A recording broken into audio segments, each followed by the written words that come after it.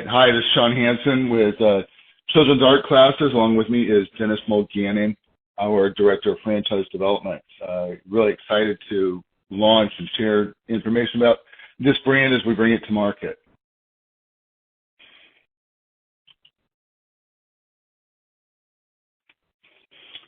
A couple of key things about us before we jump into the model with Children's Art Classes is really deep roots in franchise development, and frankly, the fact that both Dennis and I have two kids each, separate and distinct, that would benefit from these programs and are prime age for Children's Art Classes. So with that, Dennis, would you mind sharing a little bit about your background and experience? Yeah, absolutely. I've been in the franchise industry for about 25 years. In the last 11, 12 years, had a really, really good run. I've been able to develop 7 national brands, and it's really exciting. What I look for generally are fragmented industries that really require consolidation and to be rolled up. So I have a lot of mobile service brands like the Flying Locksmiths out of Boston, Nerds to Go out of Connecticut, Surface Experts out of Spokane, Washington, Junk King out of the San Francisco Bay Area, and also Home Care Assistance, which is a senior care franchise. I generally am not a retail guy, but when I see a market opportunity, I'll look at it. I'll take a serious look at it. So I'm actually in the laundromat business also, WaveMax. First time laundromats have been successfully franchised in the U.S., and that's due to the fact that it's a highly fragmented industry. And then you've got Hammer and Nails, the first time men's barbering and grooming has been rolled up, very proprietary in terms of the services that we offer and how we build our customer base. So when I was pitched Children's Art Classes, again, a retail concept, I have a big mouth, but I got big ears, and I listened. And I was very, very intrigued because on a personal level, I mean, I live in a good neighborhood, and I have great public schools, and I have 10 and 12-year-olds, and art classes never existed. I mean, they would bring in some after-school stuff, but art is gone. And if we look at all the children, if we think about on a personal level, if you have children, or maybe they're older now, but all the soccer and baseball and math classes and all that stuff that we've invested in, it really resonated with me on the art side. And then once I met the principals and the founders, and once I vetted the concept, because I spend a lot of time vetting every concept that I take to market, and then I always take a equity position, so I have skin in the game, and I really think that's an important part when I take a new brand to market, because people kind of pay attention. But what really, really intrigued me about it was the lack of competition or serious competition in the marketplace also. So this is something I truly believe our team's going to really be able to blow up and blow up quickly. It's a very low investment. We're going to get to that in a little bit. And the margins are absolutely phenomenal, the net margins on these. And we'll talk about that a little bit later in the presentation. But I would say to really pay attention to the investment side, the revenue side, which you'll never have $1 million gross business, but the margins are so high that, less than $200,000 a year gross revenue business is phenomenal, and you'll see that in just a bit. But I'll get off my soapbox here, and we'll kind of continue on, but I'm really excited about Children's Art Classes. Thanks for that beautiful segue into things that I too like about Children's Art Classes. Fundamentally, out the gate, the growth strategy, et cetera, is this is a part-time business. We have 3 corporate-owned units down in Jacksonville, Florida, and they work 4 to 8 hours a week and bring in part-time teachers, and so it's a nice lifestyle business. Our startup costs are fantastic. Fully equipped, built-out location, et cetera, is under $90K, and we're up and running. And that includes our marketing program, getting students, et cetera. And our comprehensive training, a key thing is that we do have a proprietary advanced curriculum that's been developed and enhanced over 20 plus years that has produced art students, children that get scholarships to art programs, and it's fantastic. And you'll see every single piece of artwork that's in this presentation was done by one of our students. So, for example, this picture here was Colored India Ink from a 13-year-old. It's fantastic. And we teach our teachers, we teach our franchisees how to deliver these programs, how to deliver marketing, how to grow their business. And as Dennis highlighted, fundamentally, we pulled a lot of art and enrichment programs out of our public schools. I paid for my kids to do everything from art to theater to sports, and I see that compelling need out there.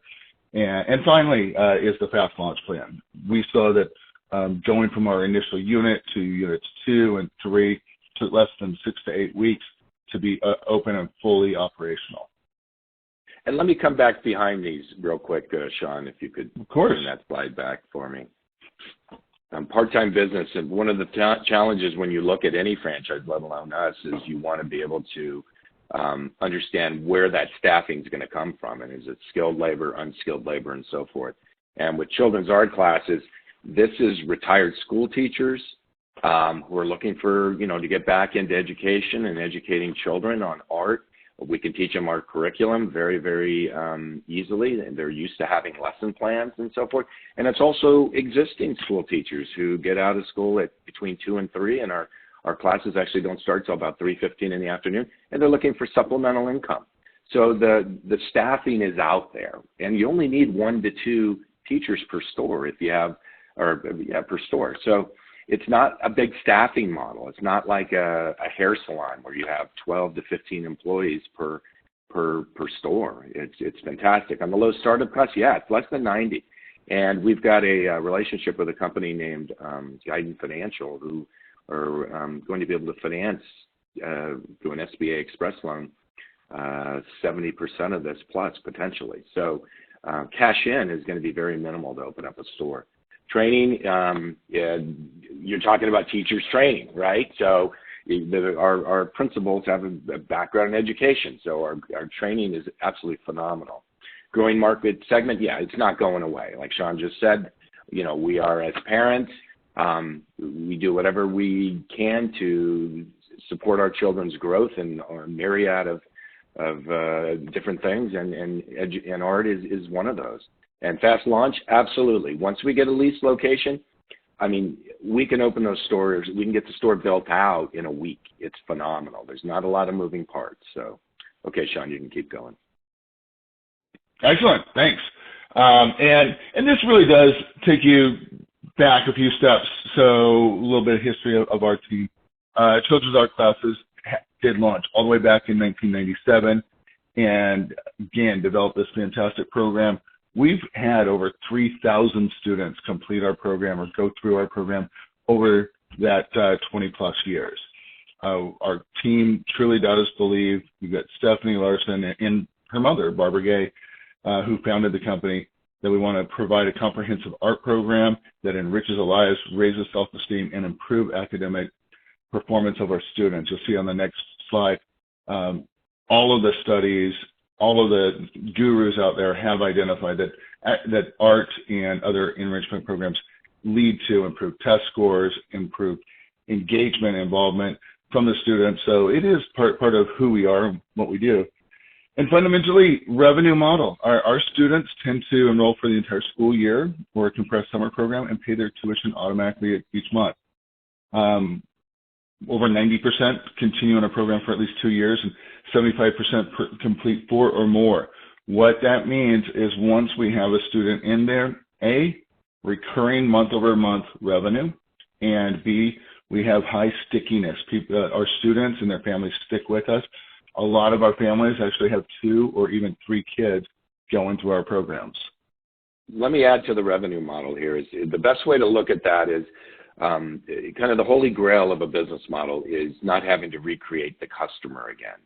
And that would be like the gym business, Massage Envy, is a subscription model where you're paying a monthly fee. You have predicted, you can budget, you know what money's coming in. When you reach capacity, you're at capacity. Maybe you open up another class.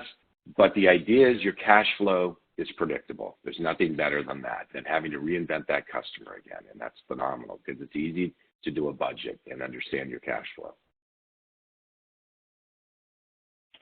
Go ahead, John. Absolutely. Yeah.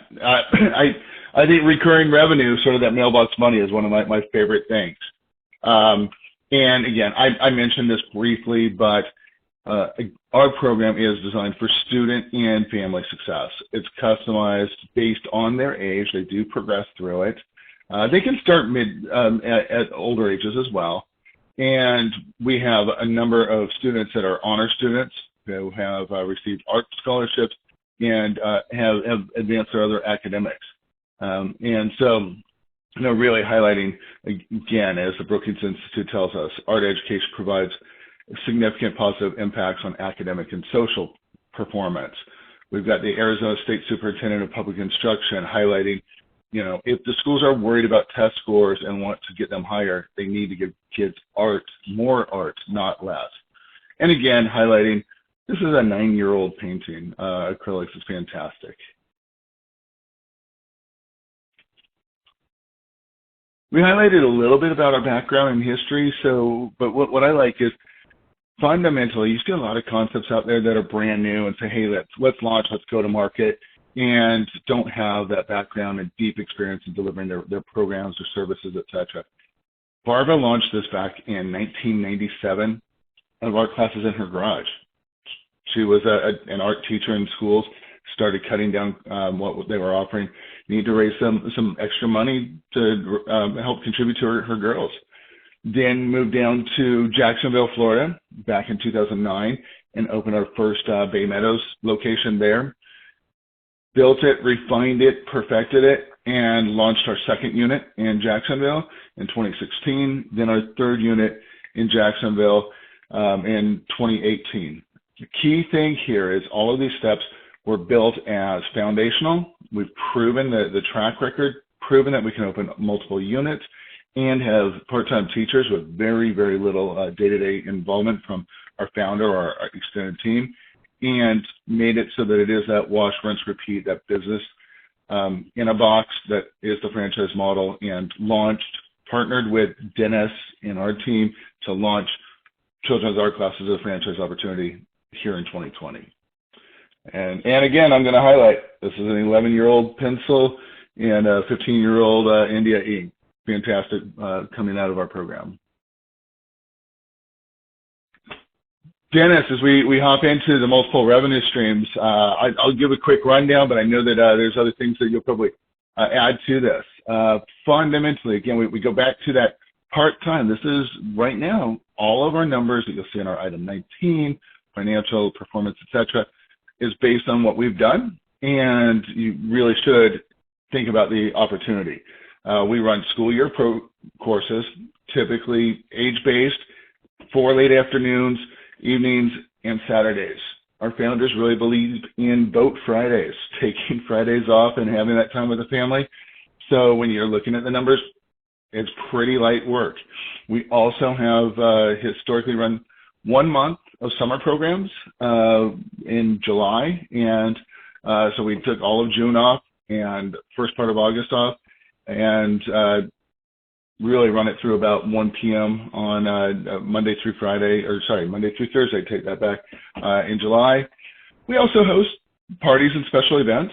So we just did Valentine's event. We'll do St. Patrick's Day, do some great fun creative arts and crafts, and then birthday parties as well. We open our studio and have structured programs for those.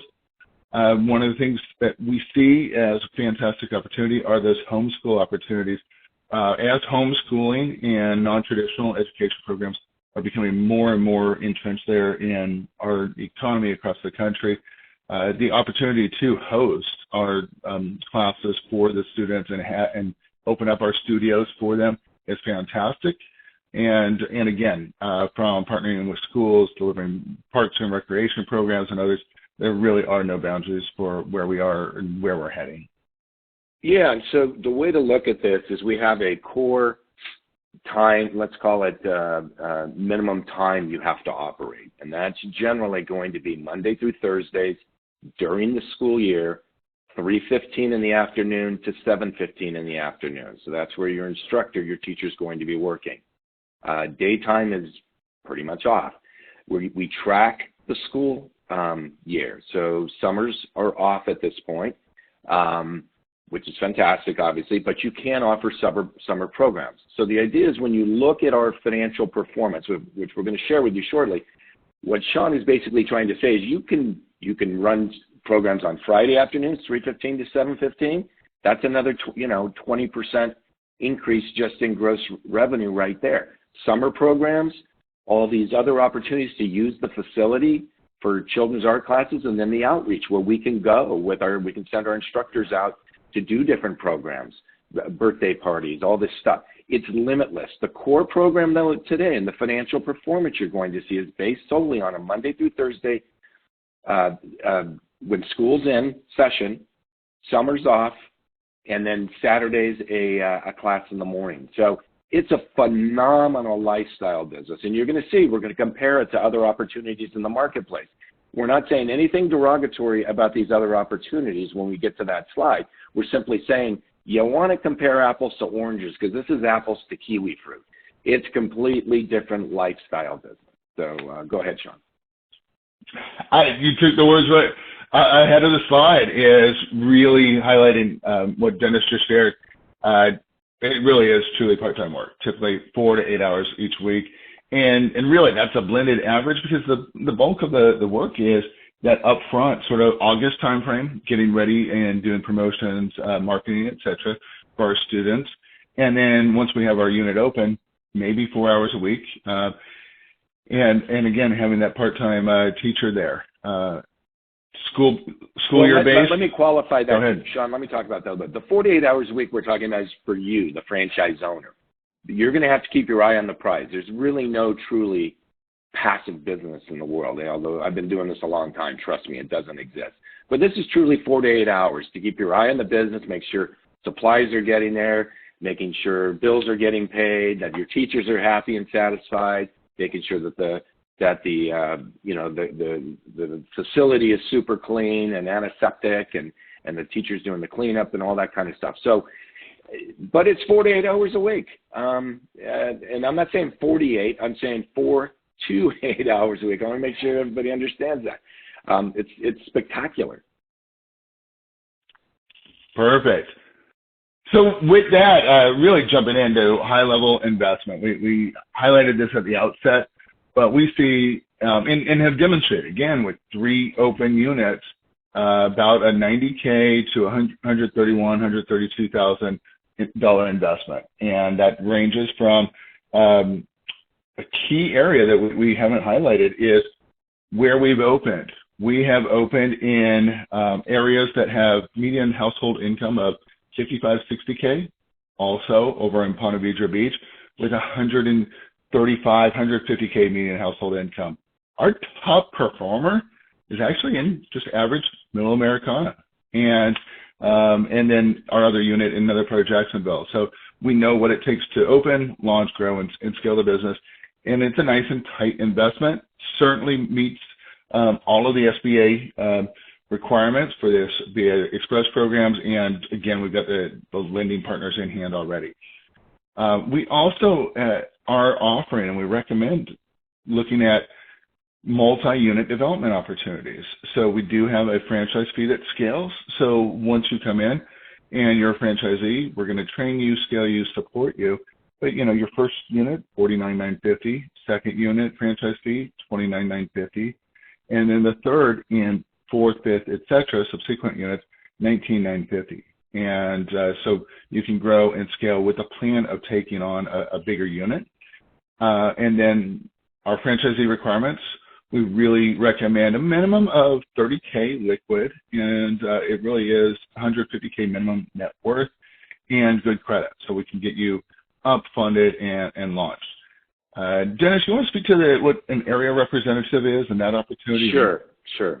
But let me go back to multi-unit first, then I'll go into AR, because a lot of people confuse the two. So a multi-unit owner is somebody that says, hey, I'm financially qualified and I want to, my income, let's say my income, I want to make, $150,000 to $200,000. One unit's not going to provide that.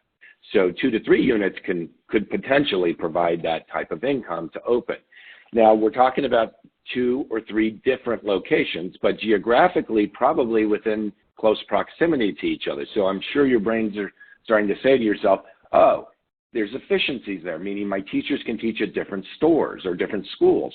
And that's absolutely correct. So you have those efficiencies where maybe you have let's say you have 3 units, you have 6 teachers, somebody wants more work, somebody wants to take time off, you just cross-pollinate. You move them over to do a different one because the lesson plans are the same, the schools look the same, the flow is the same, and so it really creates efficiencies of scale. And, and obviously, we discount greatly. I build franchise systems for multi-unit ownership. And what I mean by that is if, let's say I could have 1,000 children's art classes across America, I'd rather have 300 franchisees with really great quality relationships than have 1,000 individuals owning 1 store each. So we incentivize people to own multiple units. Because obviously if you're good at one, you're probably going to be good at 2 or 3. You don't have to. You can start with 1. That's okay. We get it. But I just want to make sure we understand what a multi-unit ownership is. Now, an area representative opportunity is different. That's basically you're going to be managing and you're going to be much more involved in the brand, helping us to grow in a geography across the country. So that is going to include opening a single unit. You'll have to own that unit for 1 year minimum. You can obviously own it forever if you want, but we want to root a store in a local market. The idea is we can hold discovery days where people come visit us, they can tour the store, they can meet you, and we're able to kind of develop a sales program and support program on a local level. It helps to expedite growth. A lot of times I'll do 4 or 5 area reps at different regions across the country, and then we stop doing ARs, or that's what we call them. A lot of people know this term. It's an old term as a master franchise. So that's what this is, but there's new terminology from the Federal Trade Commission. We're required to call them area representatives. What's good about it? It's a bigger investment, yes, but it's a revenue share model. We're going to share franchise fees collected with you, and we're going to share royalties collected with you. So that's an opportunity for certain individuals. It's not for everybody. But after we get to know you a little bit, and you want to convince yourself you want to be a unit operator first before you would consider an AR. And we'll bring that up in the conversation. If I'm detecting that you might have AR capabilities, I'm definitely going to bring it up to you just to see if it's another opportunity you want to look at. Okay, I'm good, Sean. Thanks. And as I always highlight going through presentation, my favorite slides in the whole session are the money page. So this is also referred to when you see our franchise disclosure document as our item 19. So highlighting, as I mentioned earlier, we've had over 3,000 students. We have 3 company-owned units, what we call the adjusted discretionary income. So this is post any fees that would be paid in royalties, et cetera, to our corporate team. For the 3 units is $181K, and that net revenue of the combined 3 units, if we had full-time teachers in place and weren't delivering some of the programs ourselves, $143K. So as you see, nice startup, nice ramp rate, and fantastic margins. Anything else on this, Dennis? Well, there's not a lot of moving parts. This is a building. This is students coming in. This is a teacher. But these numbers, I can't emphasize this enough, can be grown greatly. And you guys at the bottom line, sellers' discretionary earnings at the bottom, that's basically take home. So it's when I saw these, I couldn't believe it, especially as much as or the least amount of that they're actually working. So it became very intriguing to me as I started to vet this concept. So, and as you match this up against other opportunities in the marketplace, I think you're going to see this is really is the cream of the crop. So I'm good. Go ahead, Sean. So speaking of matching up against other opportunities out there, we did. I'm a numbers guy at heart. So we know that there's a lot of different options and opportunities out there. So fundamentally, lined up and looked at us compared to other art programs out there with Young Rembrandt, Abracadoodle, etc. And then that barbering and salon experience that's out there. And so what you'll see on the left side really say, so what are our net margins? And this is comparing ducks to ducks, right? Is that looking at the average 2-year performance performance of a unit that's been open for 2 years and across each of these opportunities. So we've got great, $69,599 in average net. That's that adjusted discretionary income that we talked about. And then over on the right side, this is our actual overall margin percentage. Again, this is post any royalties, fees paid to corporate. So where we're running at, 47% compared to a lot of things out there in the industry. They're, 10 to maybe 21% net margins. And let me explain this. Let me explain this a little bit. So if we look at the right column and you see the purple, which is our color, the CAC, Children's Art Classes, for every dollar that comes in, you keep 47 cents. If you look at the left column, you look at Abracadoodle, Doodle, and Young Rembrandts and Sport Clips, they're keeping 14 cents of the dollar, 10 cents of the dollar, 15 cents with Supercuts. Our margins, I've never seen a business like this. It's unbelievable. And you can go to the left column and obviously match like ducks to ducks, apples to apples. You see almost $70,000 in net income on a single unit operating for 2 years, comparatively speaking to $18,000, $21,000. Those are all net profits. So we are absolutely kind of blow the market out of the water. Go ahead, Sean.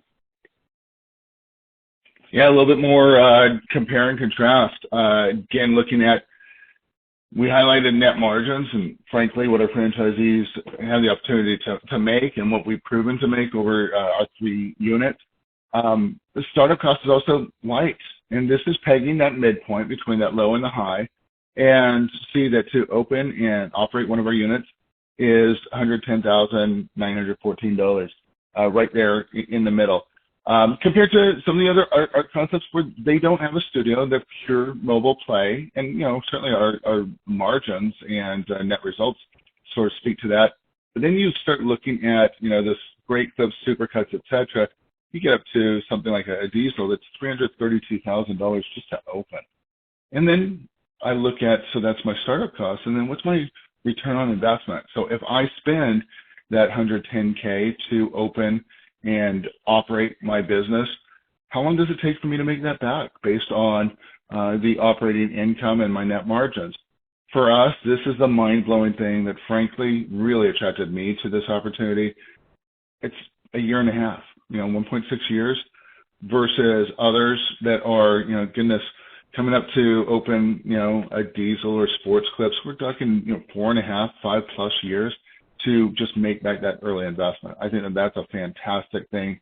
And this is why I think we're fundamentally going to light things up as we launch and grow children's art classes. Well, and let's also, all of the salon concepts. And again, I'm not saying anything derogatory. I'm just trying to get people to understand what a true lifestyle business is you're managing per unit between 10 and 15 employees.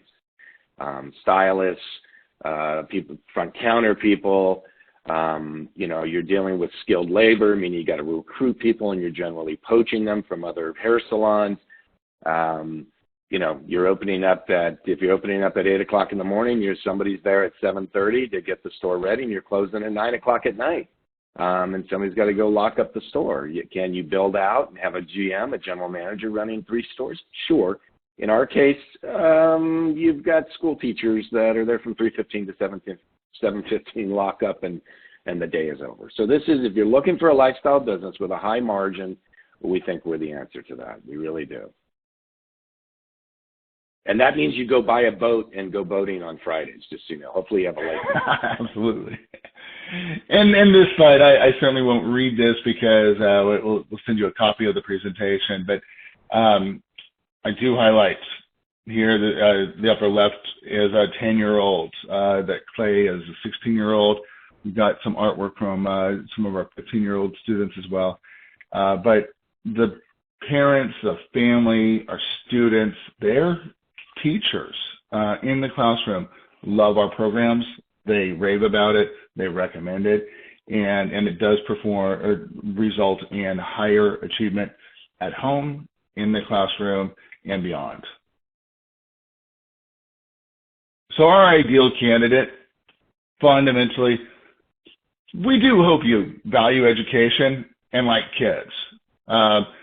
We are looking for a passive or lifestyle business. As Dennis just highlighted, have that boat Friday like our founders and our team do.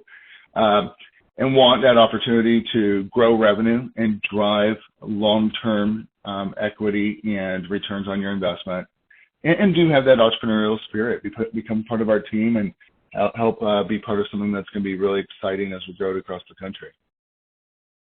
Yeah, and I think that that's important. And one of the other things to understand in the concepts that I've developed is that when I vet a concept, I really got to like my founders. I really do. I'm lucky enough that I don't need to develop another concept, so I get pitched all the time.